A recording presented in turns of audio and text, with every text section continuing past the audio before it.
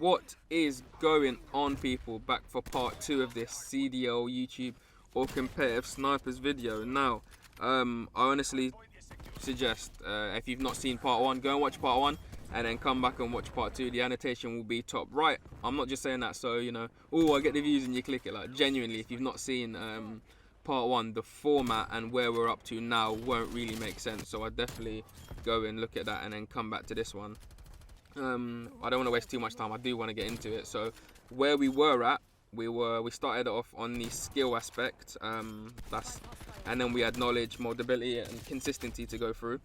But for the skill criteria, YouTube snipers had a 2, competitive snipers had a 3, and the pro/CDL snipers had a 2.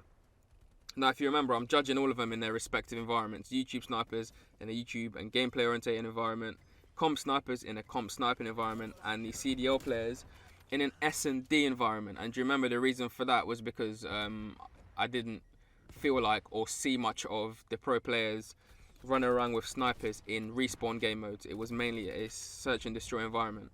But let's get into it. Next, we are going on to knowledge. YouTube snipers we'll start with. How well do I think they know the maps and spawns? Quite well, quite decent. They've got to know well enough to be able to add that aggression they need to get the kills, and you know, with high consistency and velocity they need to make it entertaining enough for the viewer. Now we go on to player movement.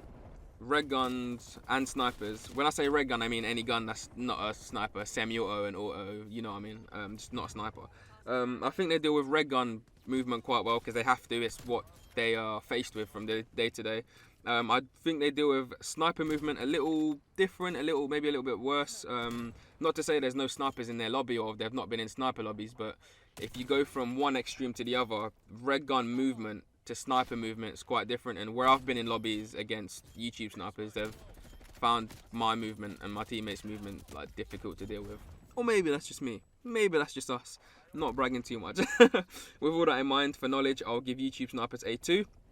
Next is comp snipers. How well do I think they know the maps and spawns? Just a little bit better than YouTube snipers, just because it's a competitive environment. You kind of have to know where people are coming from and how to rotate the map.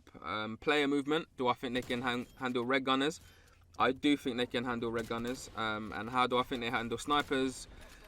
Quite well, because it's their main opponent, it's who they're against most of the time. So with all that in mind for knowledge, I will give comp snipers a 2.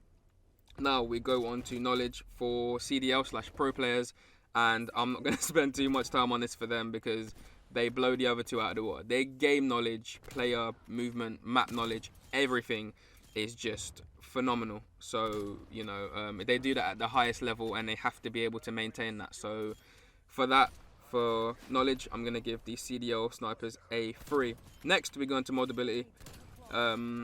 And with that, YouTube snipers will start off. Do I think they can do what the others can do?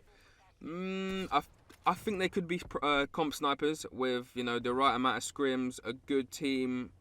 If their movement's good enough, if their accuracy is good enough. Do I think so? Yeah. Do I think they could be a CDL sniper? Maybe / no. I'm not really sure about this one because going from a public match to a competitive environment is totally different. So with that in mind, for moldability, I'll give them a 2. Next is comp players. Do I think comp players can be YouTube snipers? I do. I think with their movement and accuracy, and you know, the way they play the game, just move a bit differently. Do I think they can get gameplay and hit clips? I do. Do I think they can be CDL players? I do. I say that because they already compete at quite a high level and at a competitive level. So I think they'll be able to handle the pressure that comes with that.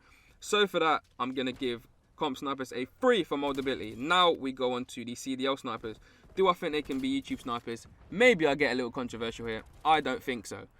But you got to remember, I'm judging them in a search and destroy environment. The movement's a bit slower. They've got to be a bit more careful. Would I want to see that kind of gameplay? Not really. Then we go on to comp snipers.